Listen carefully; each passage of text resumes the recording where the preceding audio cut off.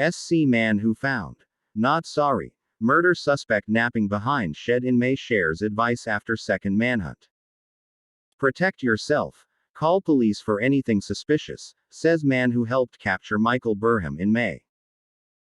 The South Carolina man who helped capture fugitive murder and kidnapping suspect Michael Burham after the first of two manhunts has advice for anyone else who may face similar circumstances after police in multiple states spent 9 days working to recapture the Army Reserve veteran after his escape from jail this month. Almost 2 weeks after Burham, 35, allegedly killed a woman in New York, Anthony Phillips, his girlfriend and their Jack Russell Terrier found him camping out behind their shed in May. He was captured over the weekend after a second manhunt by a task force that included U.S. Marshals and Border Patrol agents more than a week after he climbed out of the gym and fled the Warren County Jail in Pennsylvania.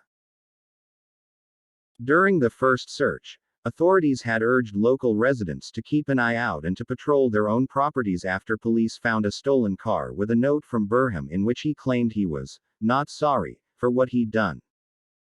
So, with a handgun and his dog, Phillips went out for a look on the afternoon of May 23, and his diligence led to Burham's initial capture. If you notice something out of the ordinary, you got to report it, Phillips said. If it's not out of the ordinary, don't lead them on a wild goose chase. Burham had been on the run since May 11 when police in New York found 34-year-old mother of 3 Kala Hodgkin shot dead. On May 20, a Pennsylvania couple was reported missing, and South Carolina police found them alive on May 22. They told authorities they had been kidnapped at gunpoint and identified Burham as their abductor, prompting a massive manhunt in the Palmetto State. We just did like anybody else should do. Always check your property, walk around your property, make sure there's nothing out of place, Phillips said. And if there's something out of place, make sure you let the law know. The next afternoon, Phillips and his girlfriend spotted a suspicious pair of shoes near their shed and stumbled across the fugitive suspect in their yard, wrapped in a sheet of Tvec building insulation. He knows what he's doing, Phillips said. He don't have no fear in his heart, that's for sure. He's not going to give up. While Phillips was armed, he said his first priority was keeping his girlfriend safe. He stood between her and Burham as she returned to the house and called 911. When he stood up, he was very cool, calm and collected, Phillips said.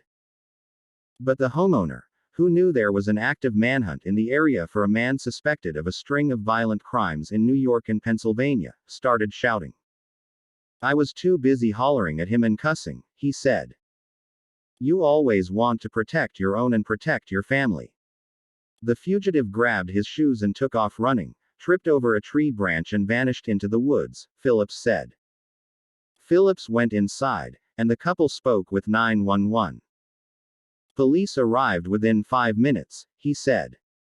But Burham, who can run 6 miles in an hour, his ex-girlfriend told Fox News, led police on a lengthy chase through the brush. They captured him after roughly 2 hours, Phillips said. Then this past weekend, with police again on the hunt for signs of Burham, a Pennsylvania couple on their back patio heard their dog barking and called 911. Cynthia Eklund told Fox News Digital that she and her husband found Burham shirtless and wearing his orange prison pants next to a creek. They recognized him immediately from news reports, she said.